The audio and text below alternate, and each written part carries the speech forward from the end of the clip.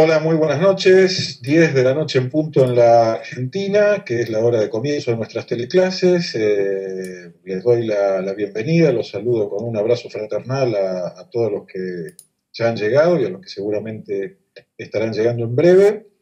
Nos reunimos hoy para escuchar la octava teleclase de nuestro programa de Economía Consciente. Allí está ya en posición el profesor César Greenstein. Listo también, él desde 400 kilómetros más al sur de América del Sur que yo, como siempre, o como casi siempre. Así que nada, les recuerdo simplemente, antes de dejarlos con César, les recuerdo simplemente que el próximo lunes, 24 de agosto, tendremos nuestra octava teleclase de Management Consciente, del programa de Management Consciente, y que el lunes siguiente, el 31 de agosto, tendremos nuestra Office Hour del mes de agosto. Es todo lo que tengo para decirles por ahora. Así que, profe, adelante, el trabajo es todo tuyo.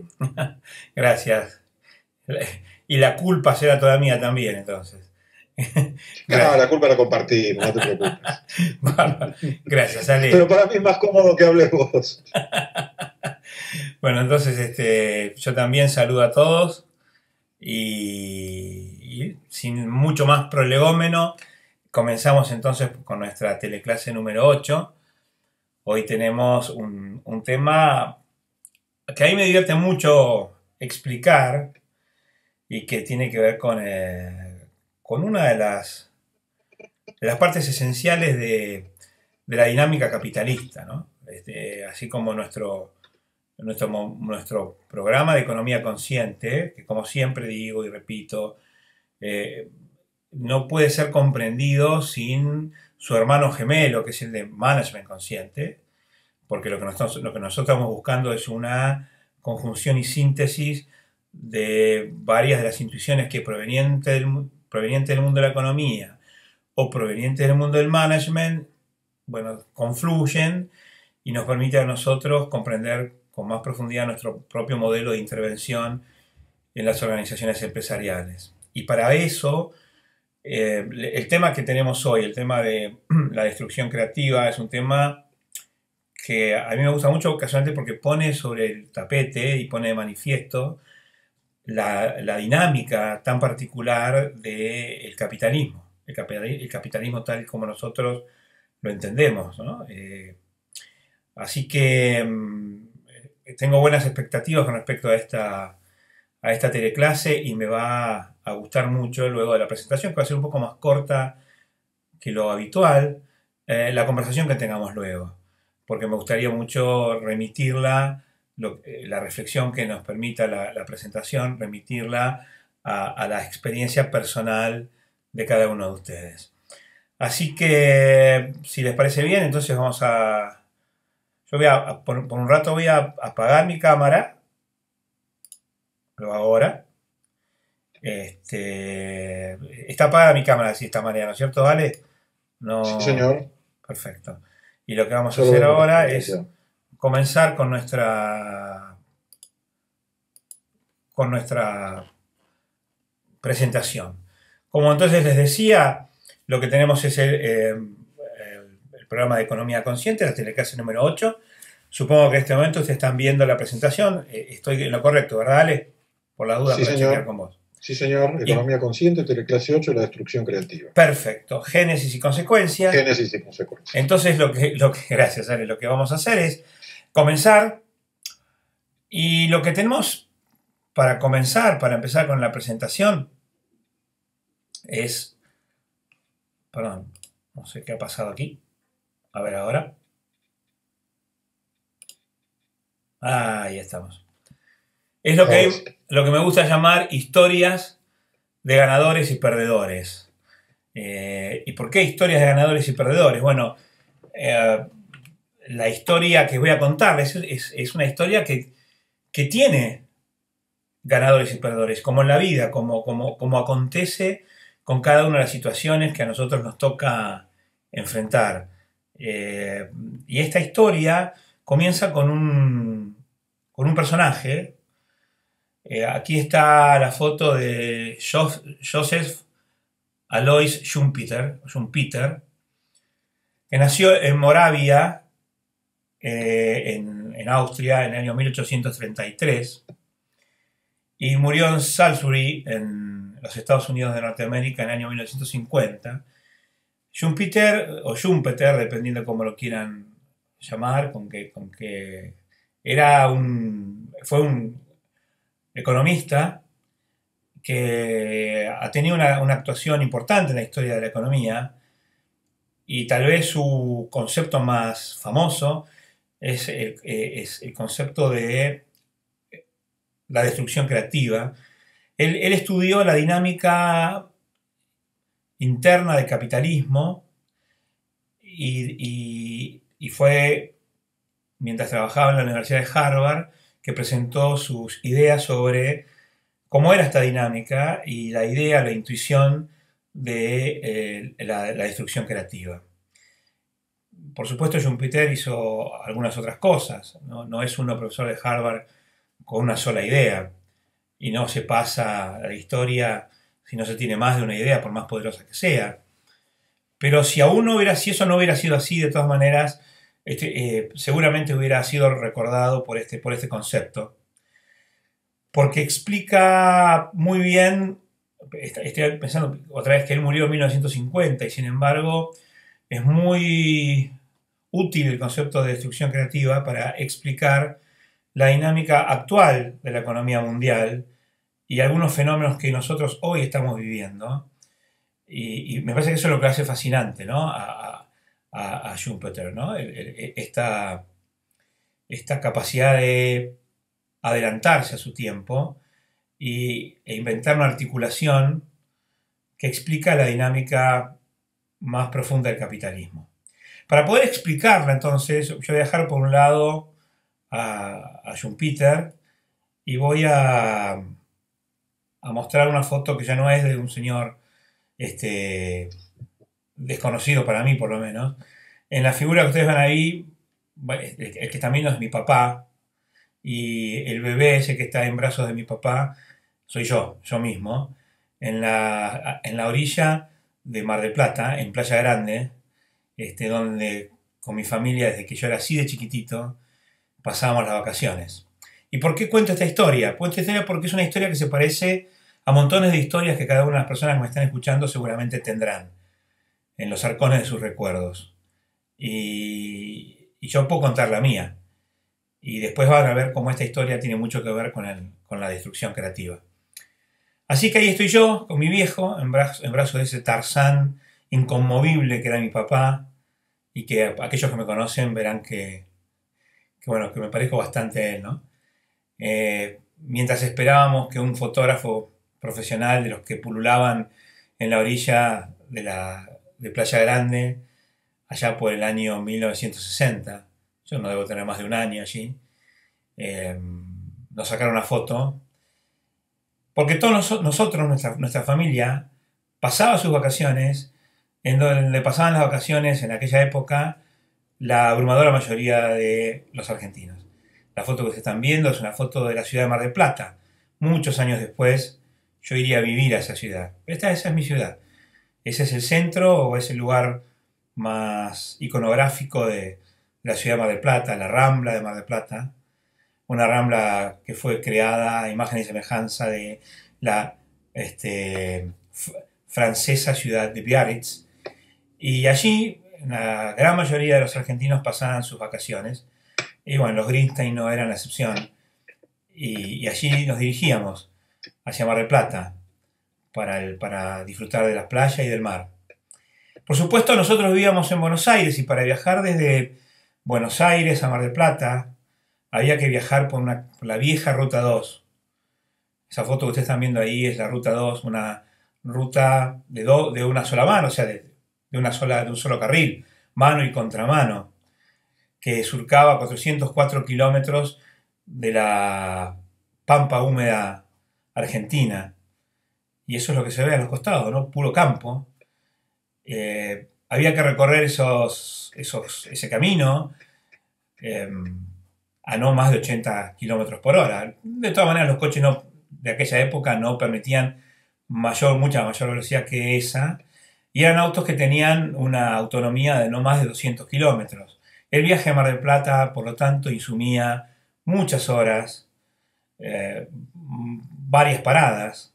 Saliendo de Buenos Aires, probablemente la familia pararía en Chascomús, a 115 kilómetros de la salida, comería sus medialunas en un lugar que todavía está, que se llama Atalaya. Luego seguiría camino, de luego haber estirado las piernas y haber descansado del ajetreo de aquellos amortiguadores que no perdonaban ciático ni cinturas. Se subían de vuelta al auto y recorrían nuestros 100 kilómetros hasta llegar a la ciudad de Dolores. Con mi papá parábamos siempre en un lugar que quedaba en el kilómetro 226 de aquella vieja Ruta 2, que tenía el nombre de Alber Verás. Y lo notable de este lugar, de Alber Verás, es que era un lugar donde había una estación de servicio para recargar combustible, había un restaurante, un bar, café y un hotel. O sea, había familias que paraban y pasaban la noche para luego retomar el viaje hacia Mar del Plata. Este lugar era prácticamente la mitad del viaje y era, bueno, el lugar preferido de mi papá. Y yo todavía recuerdo los sándwiches de pebete y jamón y queso que comía junto con mi viejo mientras el coche se enfriaba, tanto dentro del motor como dentro del habitáculo, en aquellos veranos tórridos de mi niñez. Y yo jugaba y corría por esos parques que tenía Albert Veraz, donde había hamacas y donde uno hacía amigos ocasionales con otros chicos cuyos padres también se habían detenido. Eran paradas bastante largas. El viaje a Mar del Plata, repito, llevaba casi un día, o sea, mucho tiempo para recorrer 400 kilómetros. Yo fui creciendo, el tiempo fue pasando. Y mientras yo crecía y crecía y crecía y pasaba el tiempo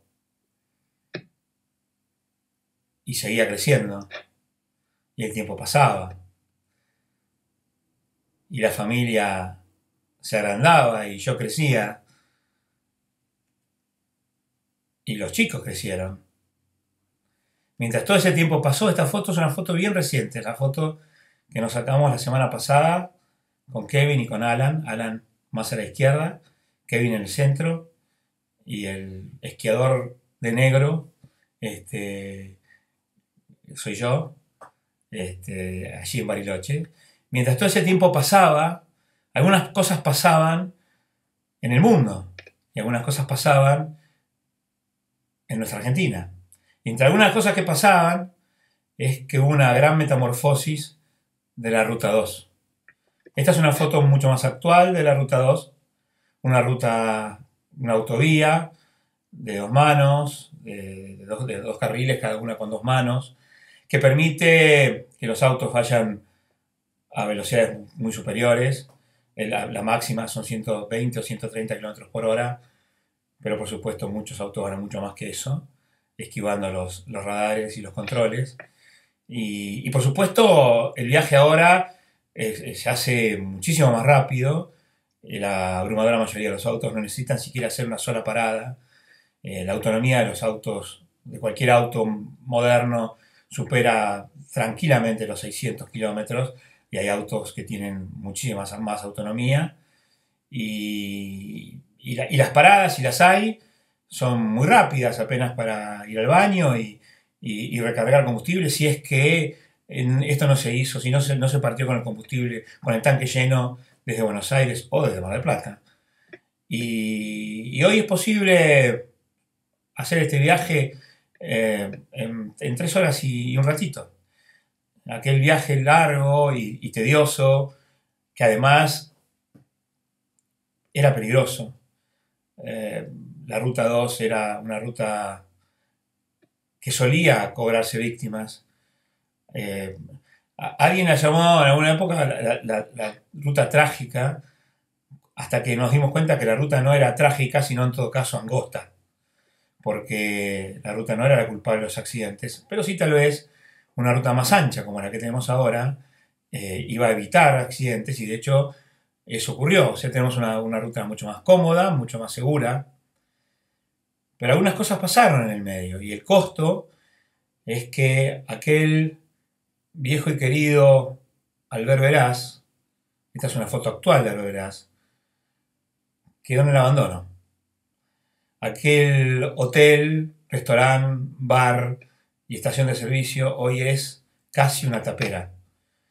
Y yo les cuento esta historia porque yo sigo viajando desde Buenos Aires, desde Mar del Plata a Buenos Aires, ida y vuelta para cuando voy a trabajar. Y esto es lo que veo.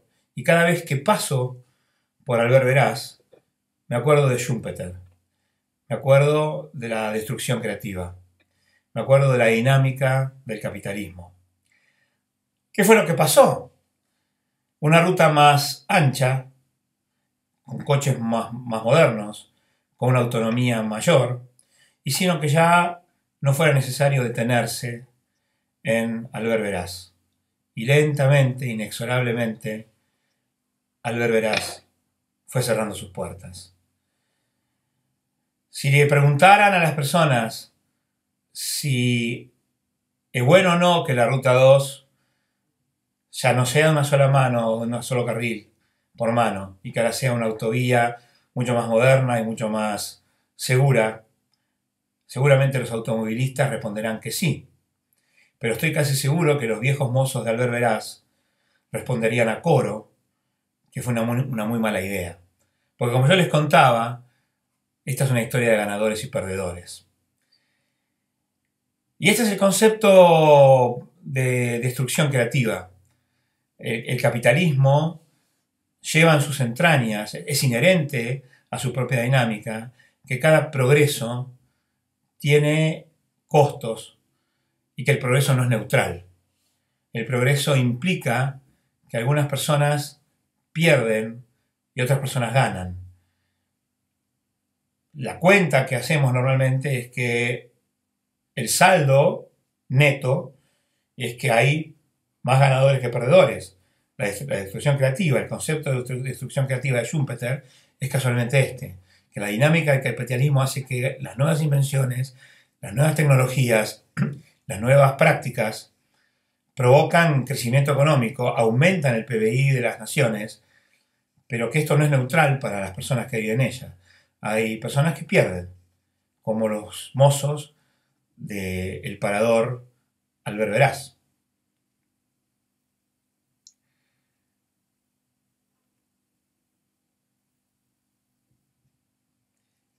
Y hay una pregunta entonces que quiero que nos hagamos juntos, y es, ¿qué hizo la destrucción creativa, este concepto de destrucción creativa, con los costos de transporte y comunicación?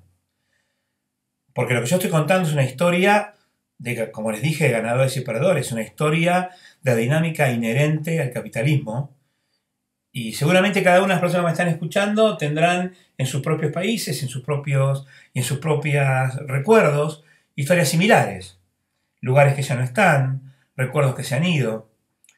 Y si hay una cosa que cambió muchísimo a lo largo de todo este tiempo, desde aquellos locos años 60, donde yo era, como ustedes vieron, un purrete de pelos rubios y rizados en los brazos de mi gigantesco padre, hasta la actualidad, si hay algo que cambió, y cambió rotundamente, es la tecnología.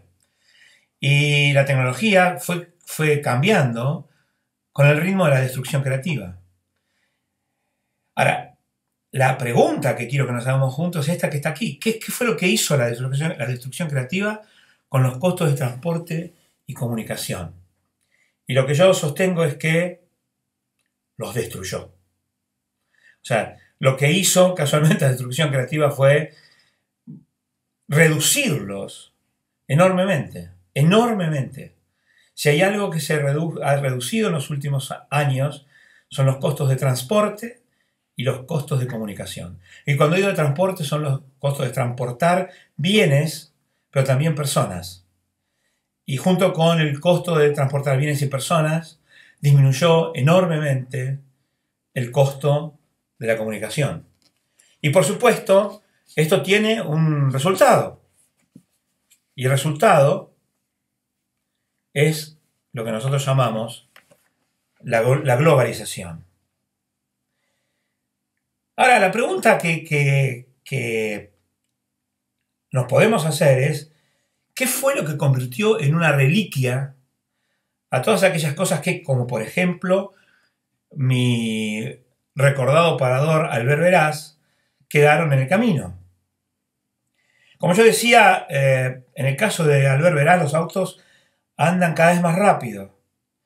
Y además, en el caso de la autopista o de Autovía 2, que es la autovía a la vera de la cual estaba este parador, se hicieron en el kilómetro 115, en el kilómetro 200 y en el kilómetro 300, se han instalado modernas estaciones de servicio que tienen bares y baños, muy modernos, muy limpios, muy rápidos.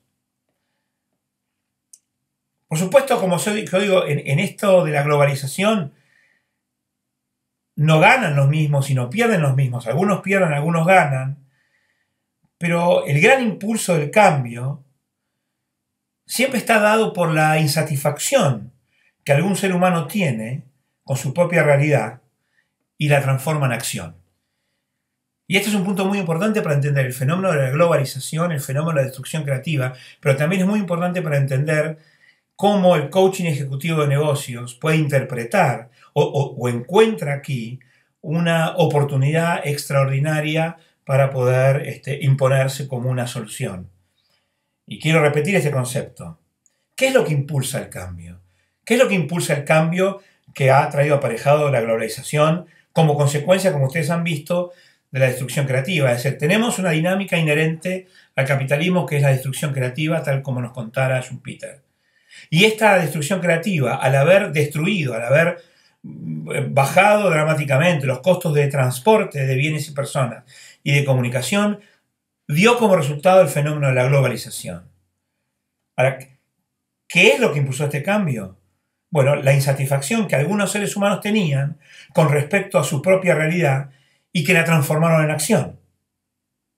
Porque si todos estuviéramos satisfechos con nuestra propia realidad, sería casi lo único que haríamos es simplemente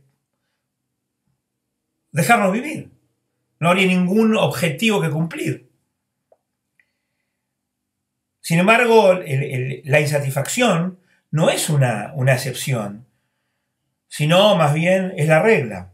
Y hay ejemplos que tanto antiguos como modernos, ¿no? Por ejemplo, el correo electrónico. El correo electrónico es una cosa fantástica, pero no cabe duda que le arruinó la vida a los carteros. La gente ha dejado de escribir cartas. Cuando se abrió el canal de Suez, o el más cercano para nosotros, el canal de Panamá, fue una cosa fantástica. Pero eso le arruinó la vida a muchos fabricantes y dueños de barcos y faros. Que los ferrocarriles sean más rápidos y que se pueda unir Barcelona con París en menos de un día, muchísimo menos de un día, 7, 8 horas en el tren de alta velocidad, es una cosa extraordinaria. Pero eso le está arruinando la vida a quienes construían bienes, por ejemplo, fabricaban bienes en cada una de las ciudades en forma artesanal, porque ahora el transporte de personas y de bienes pues es mucho más rápido y más barato. Pero hay una cosa muy interesante, el hecho de que las personas puedan ahora caminar, o sea, moverse por el mundo más rápido, tiene unas consecuencias que no siempre nosotros nos damos cuenta. Y otra vez tiene ganadores y perdedores. Pensemos en la dinámica de los negocios. Cuando moverse de un lugar al otro era muy difícil. Vamos a recordar cuando las personas se tenían que mover a pie, porque un caballo ya era un bien de lujo. Estoy hablando, por ejemplo, del siglo XI. Estoy hablando del siglo XII. La abrumadora mayoría de las personas se movía a pie. Algunos tenían carruajes. Piensen ustedes que en el siglo XI, aquel que era capaz de mantener un caballo, de mantenerlo, o sea, de darle de comer al caballo y mantenerlo, tenía grandes probabilidades de ser nombrado caballero del rey. Los señores feudales reclutaban a las personas que tenían la capacidad económica de sostener un caballo y los convertían en caballeros a las órdenes del señor feudal, que a su vez estaban a las órdenes de los reyes. O sea, fíjense lo importante que era y lo escaso que era y lo deseable que era tener un caballo. El 90% de las personas o más se movía a pie. Esto, por supuesto, determinaba que las distancias que podían ser recorridas eran menores, y esto hacía que la competencia era menor en todos los aspectos. Uno competía con sus vecinos y no con mucho más de ellos, y competía con sus vecinos en todos los aspectos. Uno, si hacía pan, competía con el pan que podía hacer el vecino de no más de 3, 4 kilómetros a la redonda. Y uno competía con el zapatero o con el remendón de 3 o 4 kilómetros a la redonda, o 3 o 4 calles. Es decir, los barrios son consecuencia de que la gente caminaba. Uno se casaba normalmente con una vecina, porque la pobre vecina no tenía mucha alternativa, se enamoraba del muchacho de enfrente, porque no había mucho más para ver, no había mucho más, o sea, la competencia era entre vecinos. Con el advenimiento de nuevas formas de comunicación y nuevas formas de transporte, fue posible empezar a ampliar, obviamente, la oferta, pero también aumentó la competencia. Y eso es lo que explica el fenómeno de la globalización. Llevado a su extremo, esto ha hecho caer las barreras, y el fenómeno de la globalización termina de explicarse con el advenimiento de la red de redes, de la Internet. Porque ya no solamente los costos de transporte son bajos, sino que los costos de comunicación son ridículamente bajos. Este mismo curso que estamos dando en este momento es una muestra de lo ridículamente bajos que son los costos de comunicación. Yo estoy sentado en mi escritorio en mi casa de Mar del Plata. En la misma Mar del Plata que en los años 60 le llevaba a mi papá 7, 8, 10 horas para llegar desde Buenos Aires hasta esta ciudad. Y hoy, sentado en esta ciudad, en forma instantánea, yo me estoy comunicando con Colombia, con Chile, con Brasil, con México, y me puedo comunicar con Estados Unidos, y me puedo comunicar con Europa, y con la carga explosiva de la instantaneidad. Entonces, la baja fenomenal de los costos de transporte de personas y de bienes, y el costo ridículamente bajo de la comunicación, que ha sido consecuencia de la dinámica de la destrucción creativa, da como resultado el fenómeno de la globalización. Ahora, es bien interesante también darnos cuenta que la globalización tiene algunas características. Y me gustaría hacer hincapié en estas características. En primer lugar, la globalización es un proceso que tiene decisiones no coordinadas. ¿Qué quiero decir cuando hablo de decisiones no coordinadas? Que nadie está a cargo. Que nadie domina la escena. Por supuesto que no todos los jugadores de la globalización son igualmente poderosos, pero en un contexto globalizado la realidad de cada uno de nosotros depende de muchísimas decisiones que están tomando en cada momento otras innumerables cantidades de personas que nunca llegaremos a conocer en nuestra vida. Y esta es una gran diferencia. No estoy hablando, ni siquiera tengo que remontarme a la antigüedad. Cuando yo era chico, cuando muchos de nosotros éramos chicos, eso no era tan así. Nuestras vidas están impactadas por decisiones, en muchos casos, de personas que sí conocíamos o que estaban físicamente cercanas a nosotros. Hoy en día, yo tengo un amigo que se llama Alejandro Dolina, que es un filósofo y actor y comediante y hombre pensante argentino muy, muy conocido. Y él dice, la globalización me vuelve loco. Yo vendo mi auto usado en Buenos Aires y cae la bolsa en Beijing. Y un poco exagerando la humorada del querido Alejandro, tiene algo de cierto. Nuestras decisiones impactan en personas que jamás conoceremos y las decisiones de personas que jamás conoceremos impactan en nuestras propias vidas. Entonces, una de las características de la globalización es que las decisiones no están coordinadas.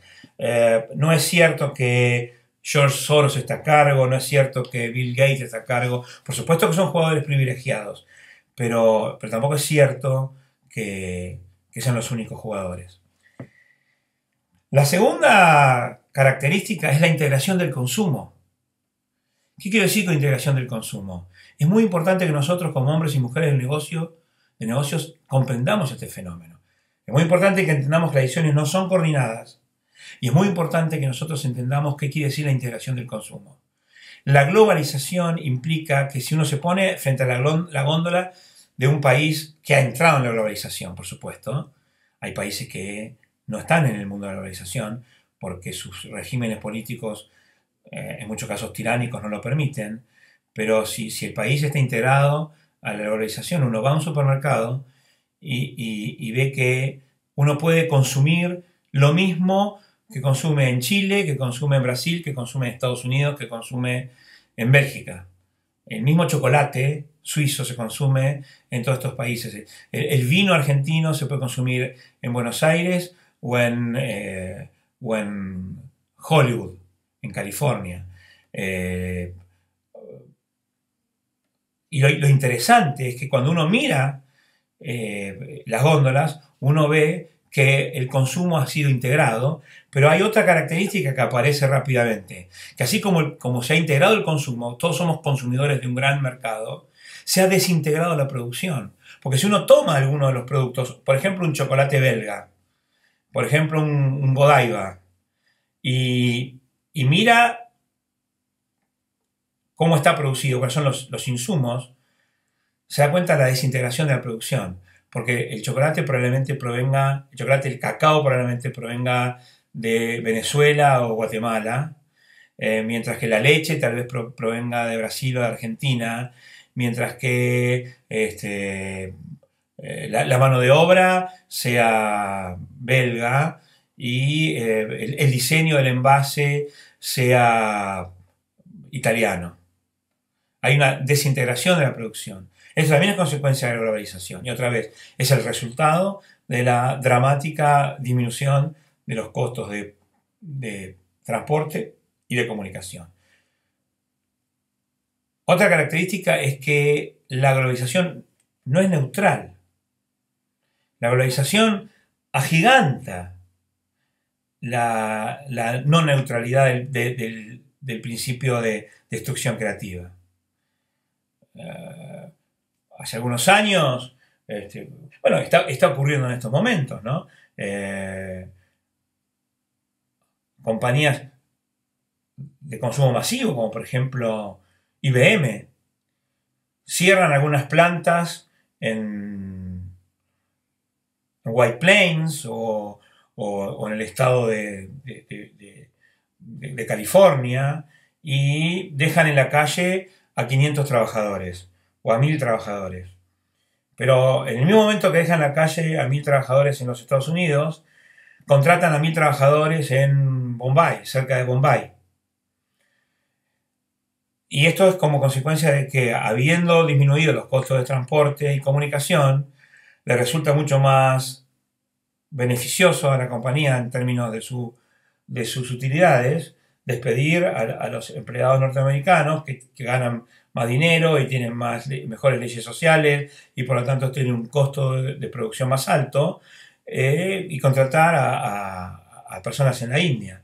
Por supuesto, esto es tremendamente criticado por 500 familias o 1000 familias norteamericanas, pero es muy festejado por 1000 familias en la India. Por eso hablo del fenómeno de la no neutralidad. Y finalmente, una característica la característica final del proceso de globalización es lo que podríamos llamar la personalización. ¿Qué quiere decir con esto? Que las cosas no le ocurren a los países. Se ha terminado esta cuestión de que las cosas ocurren en los países. Las cosas le ocurren a las personas. Habiendo caído las fronteras, habiendo caído los costos de producción, habiendo caído los costos de transporte, habiendo caído los costos de movilidad y habiendo caído los costos de comunicación, las cosas ya no le pasan a los países o a las regiones, les pasan a las personas. Es decir, las consecuencias son mucho más personalizadas. Dentro del mismo país hay ganadores y perdedores en el proceso de globalización, porque ya no hay fronteras, porque las fronteras han caído y por lo tanto las cosas le suceden directamente a las personas. Por supuesto que no es lo mismo las cosas que le suceden a las personas que viven en la Argentina que las cosas que le suceden a las personas que viven en Colombia o las cosas que le suceden a las personas que viven en los Estados Unidos de Norteamérica o en Francia. Le suceden cosas distintas, le suceden cosas diferentes, pero se ha terminado la excusa de que las cosas no me van bien porque vivo en Argentina.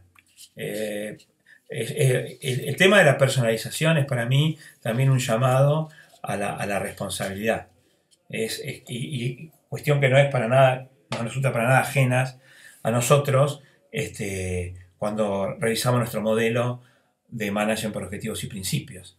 Así que hemos recorrido un camino, ¿no? Una historia de ganadores y perdedores, como yo decía en principio.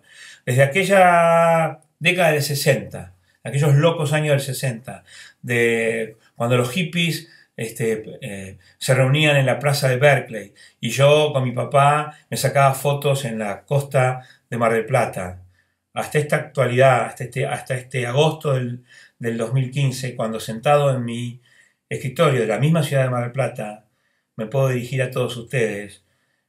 Han pasado un montón de cosas. La destrucción creativa ha seguido su camino. Algunos han cerrado sus puertas, como Albert Veraz.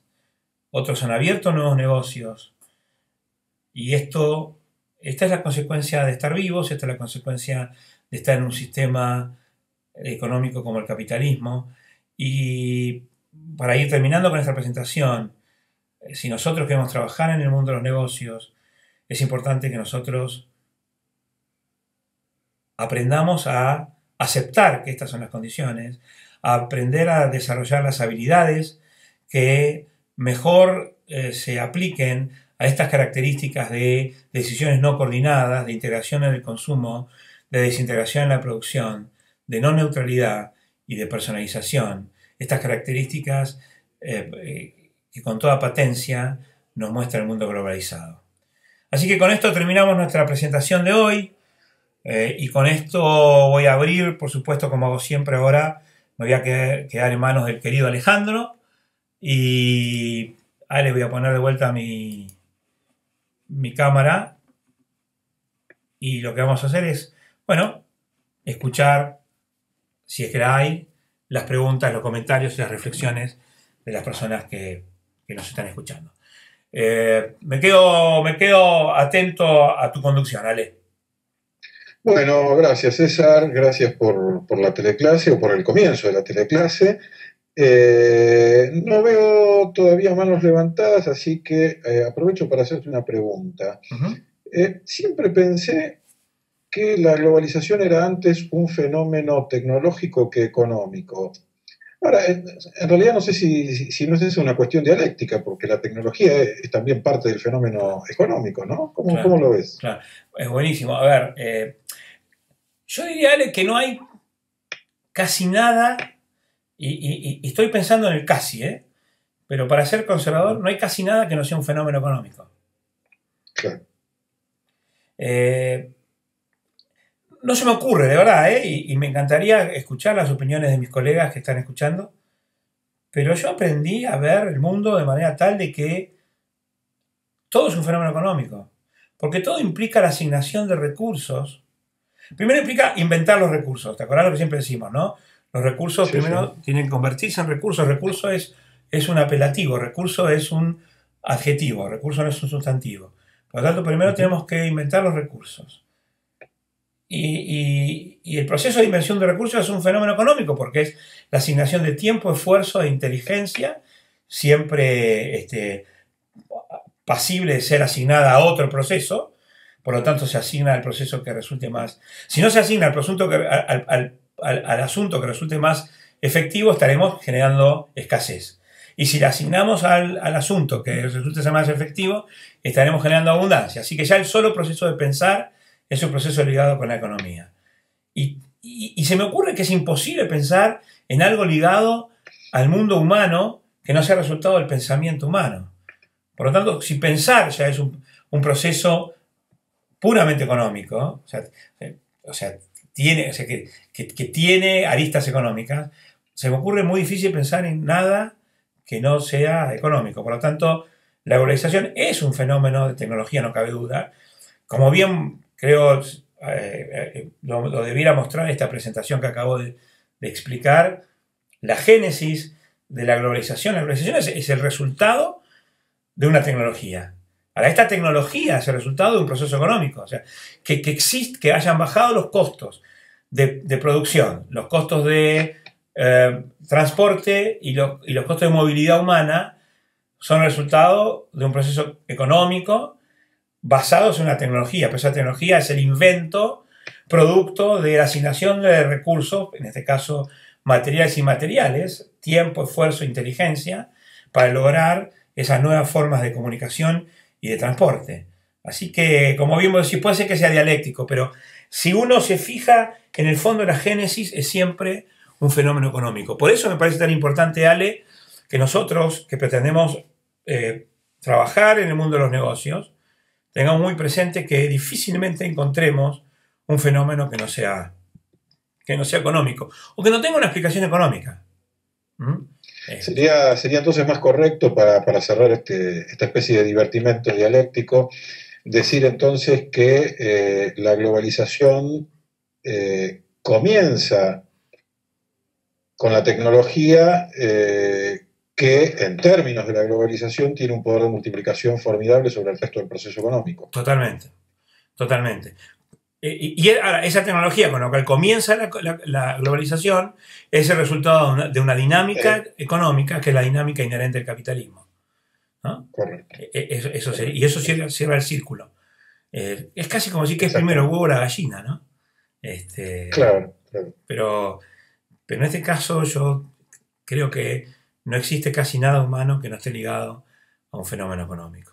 Me parece que tenemos una mano levantada, Ale, por lo menos acá. Sí, señor, es la de Javier, así que ya mismo te doy las buenas noches, Javier, y ya te dejé con el micrófono liberado para que puedas conversar con César.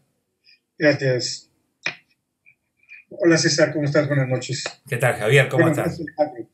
Mira, la verdad es que me queda muy claro, es una presentación corta, muy amena, con todo esto de el viaje y tus fotos de chiquito, etcétera. Pero finalmente me queda claro el concepto de lo que es la destrucción creativa. Se me ocurre pensar esta cuestión, por ejemplo, de Kodak. A mí, hace unos años me gustaba mucho la fotografía, utilizaba esta cámara con película, etcétera, etcétera, y bueno, ahora es dificilísimo encontrar una película en blanco y negro para meterle a la cámara, ¿no? Ahí está. Sí. Pero la pregunta que hago es... Una cosa antes que haga la pregunta. Y por supuesto esto te impide hacer algunas cosas que podías hacer antes, ¿no? Creo que hay ciertas cosas que se podían hacer con la película y ciertos efectos que se pueden hacer con la película que ya no se pueden hacer porque no hay película. Exacto. Claro. Exacto. Yo tengo mi cuarto oscuro y podía hacer algunos trucos a la hora de estar revelando, etcétera. Ahora ya no hay manera de hacer nada. Claro. Ha cambiado el arte. Vos fijate qué interesante lo que me decís. Tiene consecuencias sobre el arte. Yo vos sabés que estoy leyendo una biografía de Leonardo da Vinci, que la recomiendo enormemente. Se llama Matar a Leonardo da Vinci. El autor es un autor español. Acá tengo el libro, Cristian Galvez, que vale la pena. Acá les muestro el libro, Matar a Leonardo da Vinci. Matar a Leonardo da Vinci. Y tiene mucho que ver con la destrucción creativa. Lo recomiendo muchísimo, porque ahí muestra cómo las invenciones de Leonardo son tremendamente perturbadoras para el mundo y son perturbadoras para sus colegas, los otros artistas, ¿no? Y un poco eso es lo que me está diciendo vos. Pero bueno, perdóname, te interrumpí en tu pregunta. Lo que quiero llegar, César, es, bueno, todo esto, ¿a dónde nos desemboca? O sea, me está haciendo falta una conclusión un cierre de todo esto. Entiendo el concepto de la destrucción creativa y dentro de este marco de la economía, pero no he podido, por lo menos hasta este momento, conectar con esto del management, esta cuestión ya del quehacer que nos une aquí. A ver, en primer lugar, tengo alguna noticia, que es que las últimas estadísticas con respecto a la economía global muestran que el proceso de acumulación de capital, que hasta, digamos, comienzos de la globalización estaba abrumadoramente en manos de los países centrales, es decir, los Estados Unidos, Europa Occidental, tenían casi el 60% del proceso de acumulación de capital. Hoy en día, el proceso de globalización ha provocado que el 56% de la formación de capital esté en manos de los países emergentes.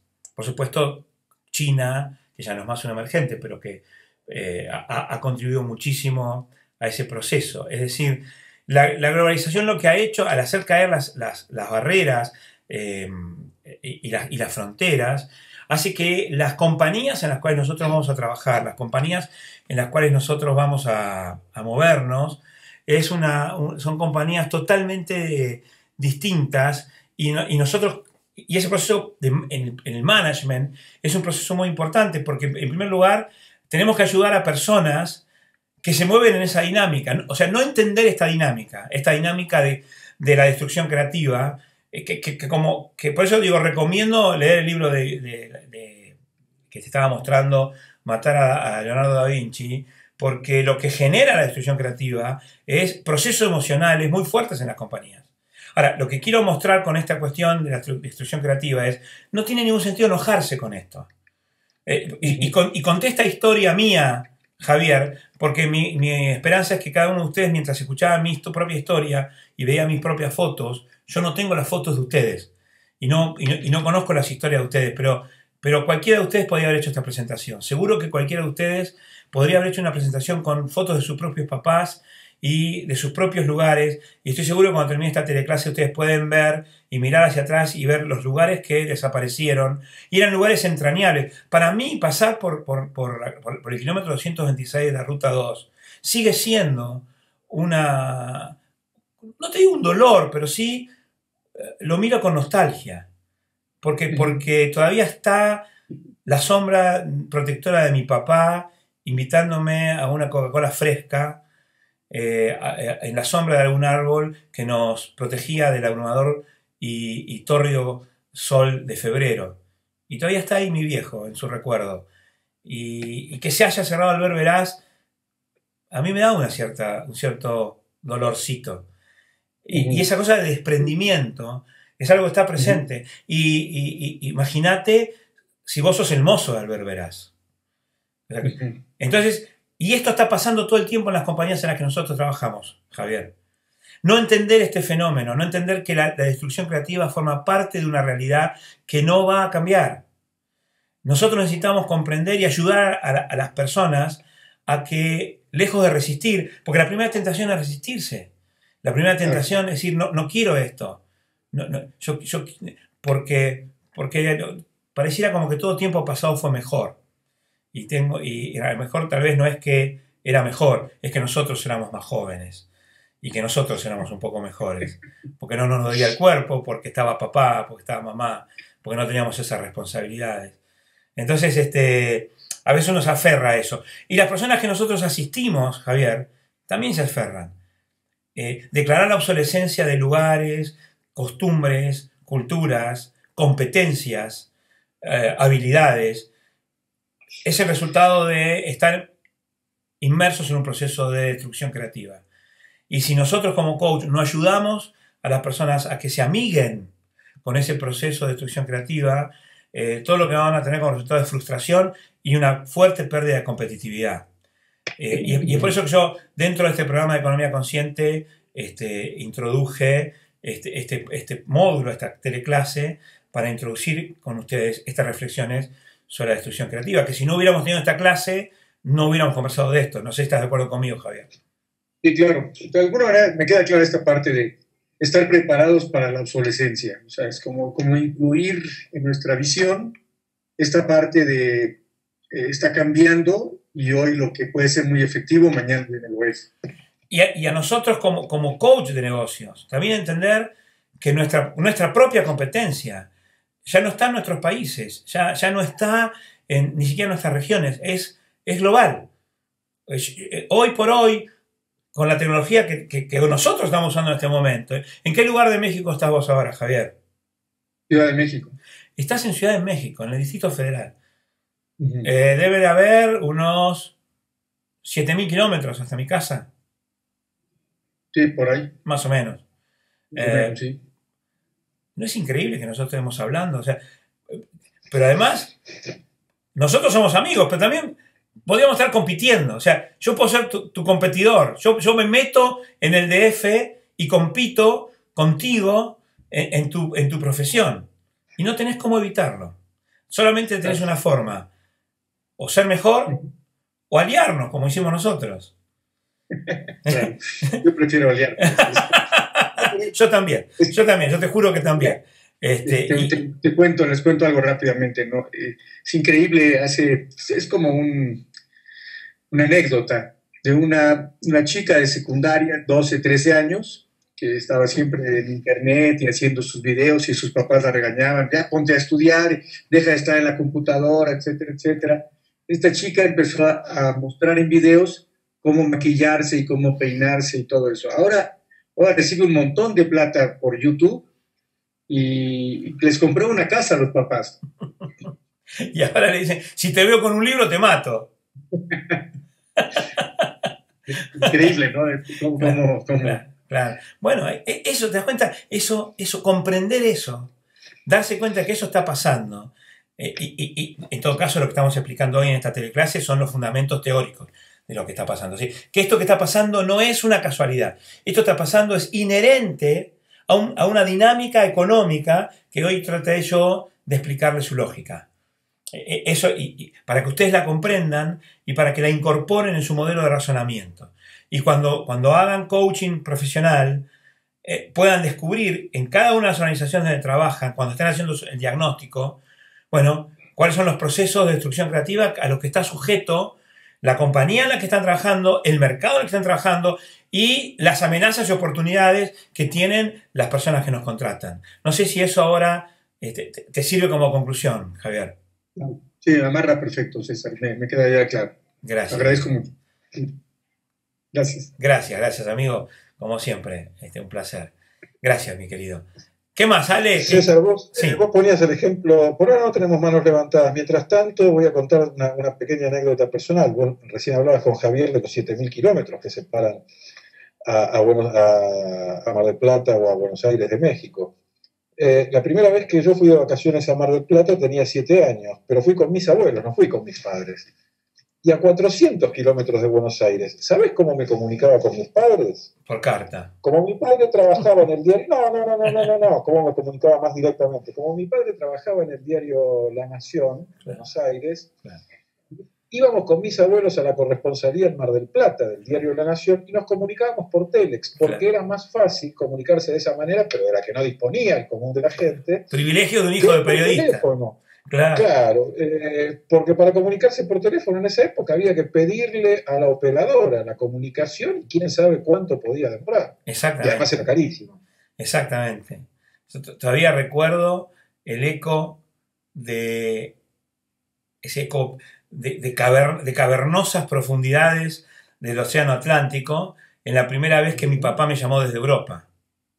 Claro. Y que de hecho era cavernosas profundidades porque había un cable tendido y lo que se escuchaba era el eco del agua en aquel cable transatlántico. Y hoy lo hacemos por internet, ¿no? Y además nos vemos. Y además nos vemos. No, es como el señor y la señora Sónico. Y eso es el resultado de la destrucción creativa. Por supuesto, es decir, por supuesto que hay que entender, hay cosas que hay que entender, ¿no es cierto? Un poco lo que decíamos recién con Javier. Si nos gusta es muy romántico las cartas, pero preferimos el email. Nos encantan los carteros, pero hablamos por correo electrónico. Nos encantan los almacenes de barrio, pero vamos a comprar al supermercado. Entonces, lo que está pasando ahora con WhatsApp, César. Exactamente. Ya ni siquiera es el correo electrónico. Ahora estamos en WhatsApp, es mucho más rápido que el correo electrónico. Claro. El problema va a ser de los historiadores futuros, porque las cartas en general se conservaban, las cartas en papel se conservaban, claro.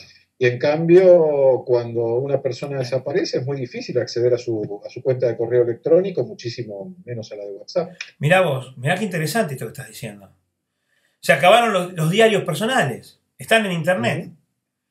Claro. Pero ¿quién los va a descubrir?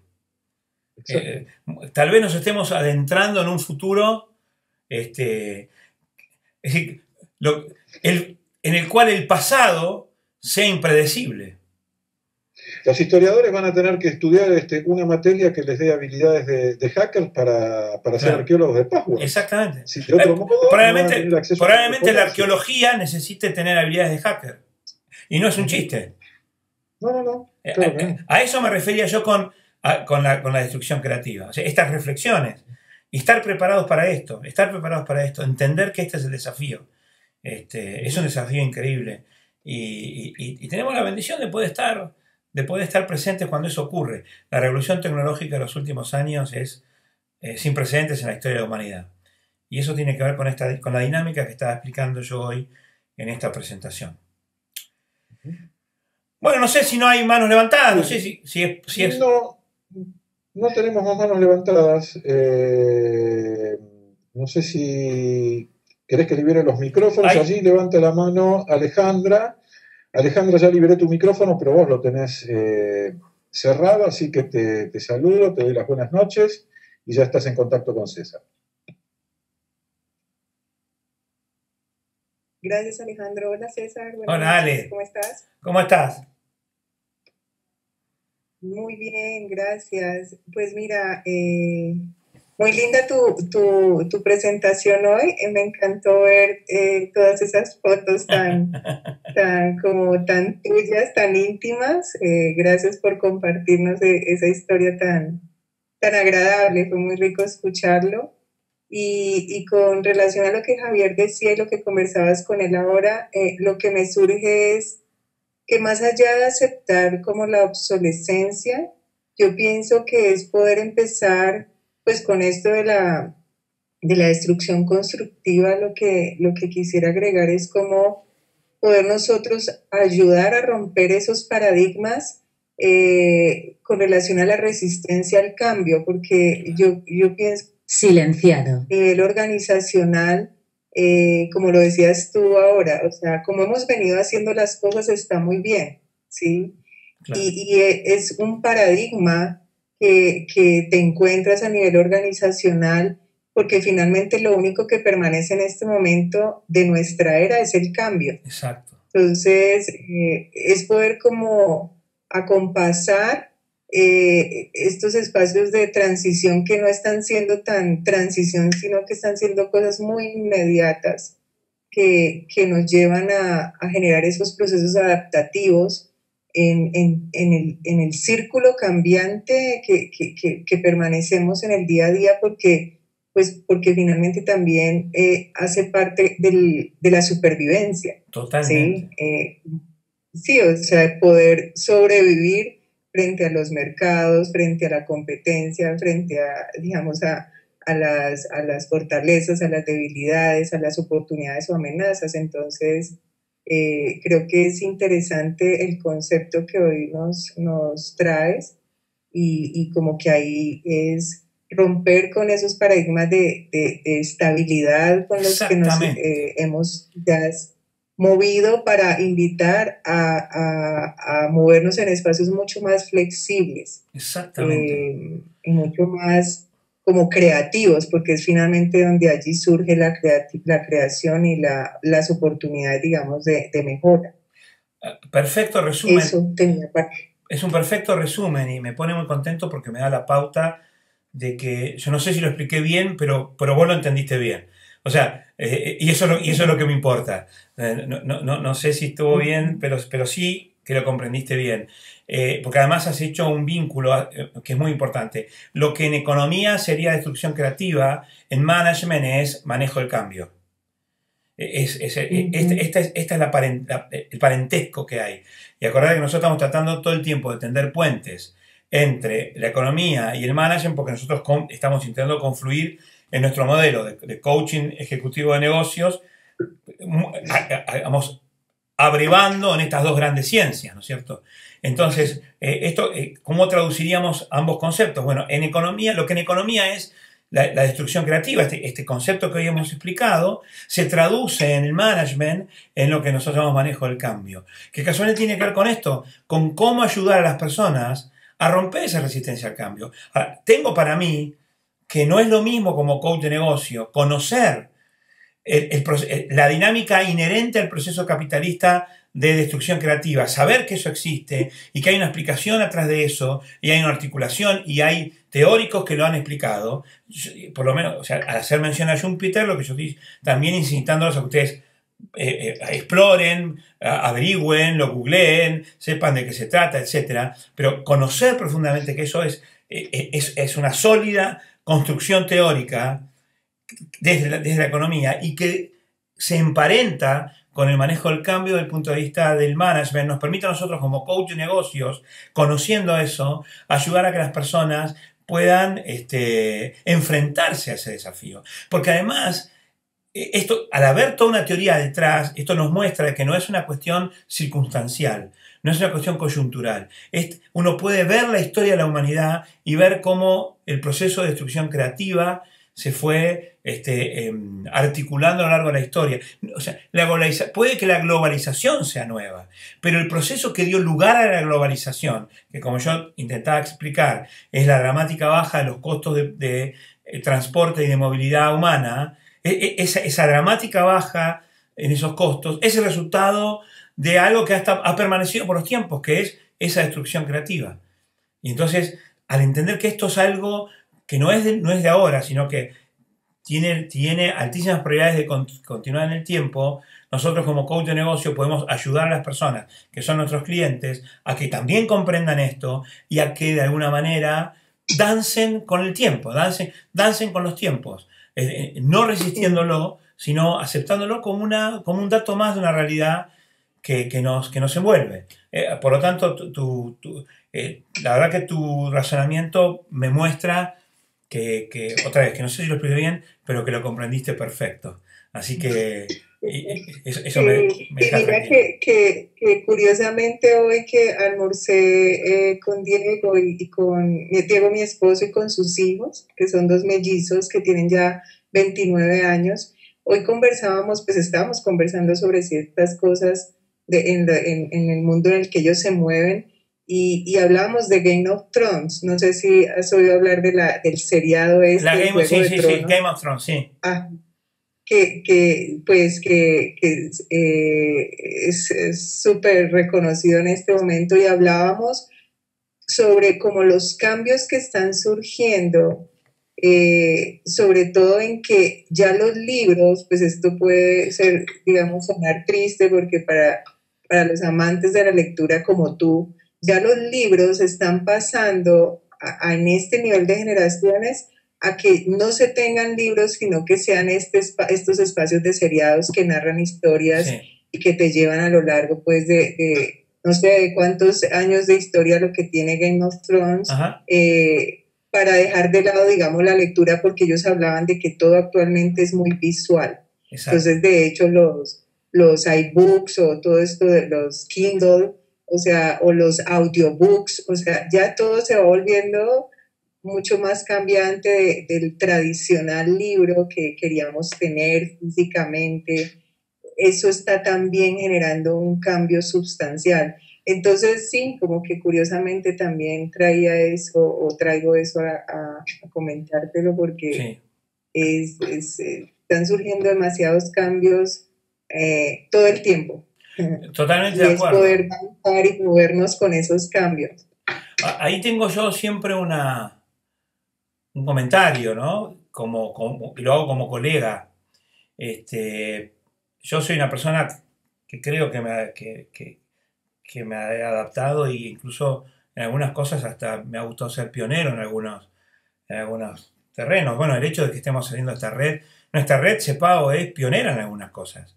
Esta forma de educarnos juntos y de aprender juntos y de tender redes a lo largo de tantos kilómetros, esta forma de impartir estas clases no son tan comunes todavía. O sea que en algún sentido nosotros estamos a la vanguardia y creo que si no lo hacemos y no desarrollamos estas habilidades para poder comunicarnos como lo estamos haciendo, nosotros como presentadores, si no podemos ser buenos y lograr buenos climas de intimidad a través de esta pantallita que en este momento nosotros estamos compartiendo, Ale, si no podemos lograr manejarnos con flexibilidad y con habilidad, vamos a haber limitado muchísimo nuestras capacidades. Y sin embargo, hay una cosa que yo sigo advirtiendo a mis amigos y colegas coach. Aún en estas épocas, no abandonen la lectura, porque hay una cosa que es insustituible en la lectura, que es la lectura demanda del lector un proceso de reflexión, una actividad cognitiva que las series visuales no demandan. Las series visuales, por más profundas que sean, nos dejan semi-digerido cuestiones que cuando uno lee tiene que elaborarlas por sí mismo. Si la reflexión es muchísimo más profunda cuando uno lee, y por eso que digo que en ese sentido todavía el libro es insustituible, porque el pensamiento humano es insustituible. Las palabras se aprenden con la lectura. Es muy difícil aprender palabras nuevas viendo una serie, por más buena que sea la serie y por más rigurosamente, históricamente elaborada, etc. Por eso yo digo, soy un fanático de la tecnología, me encantan las series, no me niego a la nueva tecnología, de hecho, esta es una demostración de lo que estamos haciendo. Sin embargo, vaya mi advertencia como colegas, de todas maneras, no dejemos de lado el arte de la lectura, porque es la única que nos demanda una reflexión que ninguna otra actividad humana nos demanda. Y en tanto en cuanto seres humanos, entrenarnos en la reflexión sigue siendo, por lo menos para mí, imperativo. Hecha esta salvedad, veamos todo el Fox que quieran o todo el Warner que quieran, pero no abandonen la lectura. Eso sería. No, totalmente de acuerdo contigo, porque es como privarnos de la imaginación cuando se está leyendo un libro. Exactamente. Leer. Entonces, es poner la imaginación desde la lectura a nuestro servicio. Leer, eso César, y agradezco. Gracias a vos. Leer implica un maravilloso esfuerzo de imaginación que no debemos nunca, como decía Einstein, ¿no? La imaginación es mucho más importante que la inteligencia. Así que gracias, Ale, gracias por esta reflexión. Beso grande. Señor Alejandro Lomuto. Señor César, me permitiría agregar, si usted está de acuerdo, y si no le ruego que me corrija, que además del formidable ejercicio de imaginación que implica o que trae apareada la lectura, también es un gran ejercicio para el manejo correcto del lenguaje, claro. Cosa que para nosotros, tanto para nosotros los coaches como para nosotros los periodistas, en mi caso, es fundamental, sobre todo para los jóvenes, ¿no? Sí, señor. Totalmente de acuerdo. Ser custodios del lenguaje, ¿no? Dicho, Ser custodios del lenguaje. Exactamente. Cosa que no es la primera vez que decís en este programa. Exactamente. Vigías del lenguaje. Así es. No tenemos más manos levantadas, de modo que si te parece, libero los micrófonos que todavía no habían sido liberados. Me parece. De Enrique e Ilvar. Les pregunto a ellos si tienen algún comentario y si no, paso el aviso nuevamente de que el lunes próximo, 24 de agosto, tendremos a las 10 de la noche en Argentina nuestra teleclase número 8 del programa de Management Consciente, y el lunes siguiente, 31 de agosto, a la misma hora, tendremos nuestra Office Hour del mes de agosto. Sí, señor. Hecha este anuncio, me queda entonces saludarlos a todos, agradecerles como siempre la generosidad de escucharme, con esa paciencia y esa bondad de la que hacen gala. ¿Están ahí? Yo te agradezco, César. Gracias, Enrique. Por esta clase, y de verdad que el tema de la lectura me tiene bien entusiasmado, como tú me lo has mostrado, me has enfocado. Estoy bien concentrado en Madame de Bobadilla, que nos lo recomendaste. Qué bueno. Ahí engolosinado. Hay mucha imaginación en eso. Qué bueno, qué bueno. Me pone muy contento, Enrique. Vamos a hacer grandes cosas juntos, vas a ver. Esa es la idea. Hay que prepararnos para ese mundo y para triunfar en ese mundo tan cambiante. Y me encanta sentirme acompañado por cada uno de ustedes. Así que, muchachada, a seguir Gracias. Perseverando, a seguir estudiando, a seguir siendo cada día mejores. Yo les mando un beso grande desde el sur de América del Sur, en la alegría de haber compartido otra velada con ustedes.